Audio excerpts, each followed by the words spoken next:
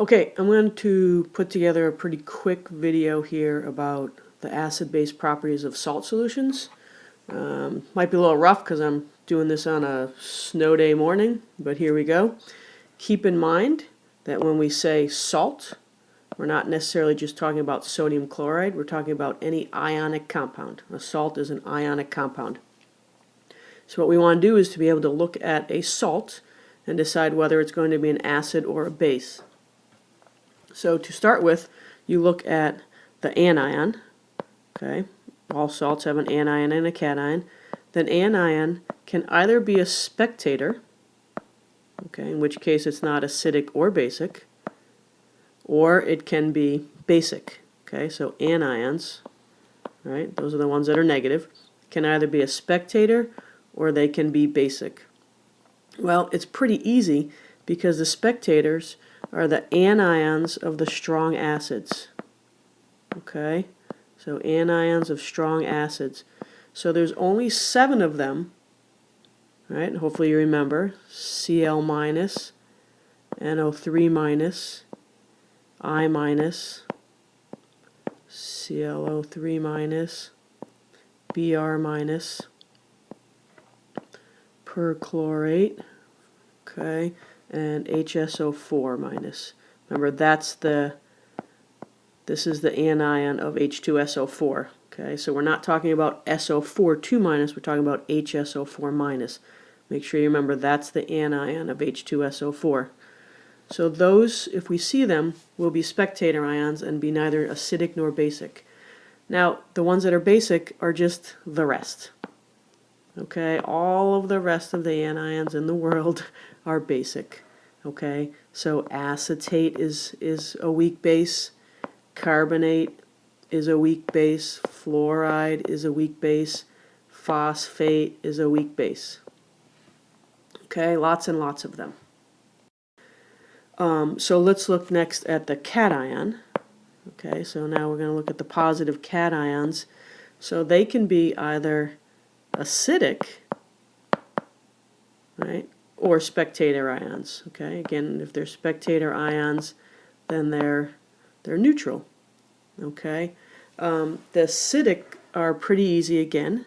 Okay, it's going to be things like ammonium ion, aluminum ion, magnesium ion, and all of the transition metals. Remember, we learned the other day why these are acids. Actually, I don't think I did it in all those classes, so I'll add that to this video in a second also. Okay, so the spectator ions then are kind of the obvious ones, right? The alkaline metals, we've known that all year. Alkaline metals. And the heavier alkaline earth metals. Okay, sorry I'm scribbling a little bit, but heavier alkaline earth metals. So some of the lighter ones, like magnesium and beryllium, okay, those are going to be acidic, but the heavier ones, like calcium and strontium and barium, those are going to be acidic. I'm sorry, spectator ions. Okay? So let me take a second here to tell most of you why transition metals and aluminum and magnesium and beryllium are acidic. Okay? So hopefully you remember when we talked about complex ions. Okay? So when I throw aluminum ion in water, it doesn't actually exist as aluminum ion. It exists as this complex ion. It has 6 waters. Remember, the number of ligands are 2 times the charge. Okay? So then when I react this with the water to show that it's a weak acid, okay, these waters in here, one of them is going to give an H plus to this water over here. It's just like water giving an H plus to water that we looked at before, but we end up with kind of a funny looking compound when we're done, well, ion. So aluminum, now it still has 5 waters altogether, but one of these waters has become OH, and since it lost a plus, an H plus, it's 2 plus now. and it's made H3O plus. Okay, so in terms of Bronsted and Lowry, this is my acid, this is my base, this is my conjugate acid, and this is my conjugate base. Remember, the acid gives an H plus to the base. So since transition metal ions and things like aluminum and magnesium are actually these complex ions in water, they act as weak acids.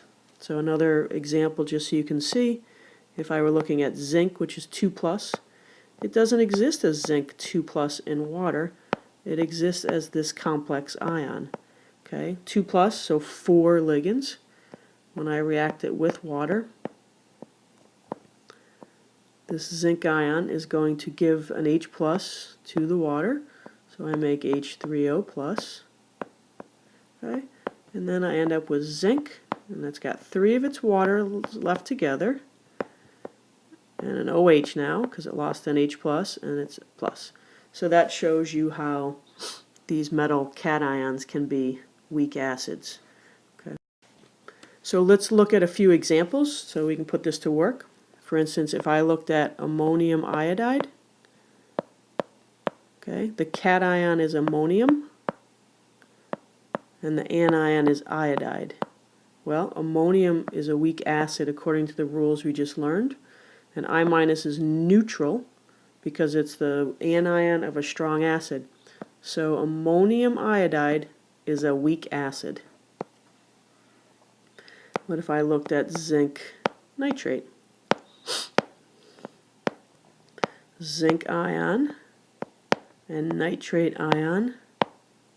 Okay, we just learned that these cations are acids, but nitrate is the anion of a strong acid, so it's neutral. So this compound is acidic. Okay. What if I looked at KClO4?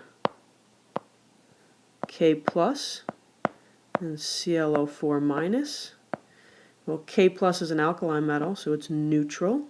ClO4 minus is the anion of a strong acid, so it's neutral. So this salt is neutral. So some salts are going to be acidic, some are going to be basic, and some are going to be neutral. What if, I'm sure some of you are asking, but what if the cation's is acid and the anion's a base? Well, let's look at this. Ammonium ion, okay, and fluoride ion. Ammonium ion is an acid and fluoride's a base. So who wins? Well, let's look at the Ka and the Kb. Ka for ammonium ion is 5.6 times 10 to the minus 10. Fluoride has a Kb of 1.4 times 10 to the minus 11. So we say, which is bigger? Well, Ka, in this case, is bigger than Kb, so this compound is going to be a weak acid, a very weak acid, but a weak acid.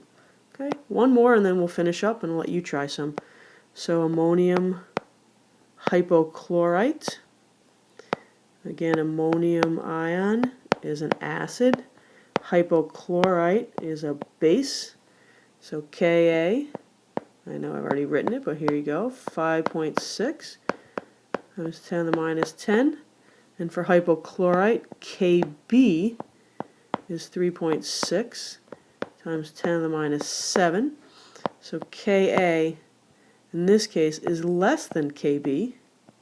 Okay, so this is going to be a base. All right, so I think you're probably ready to try some on your own, and I'll see you all when I see you after this snow nonsense is over.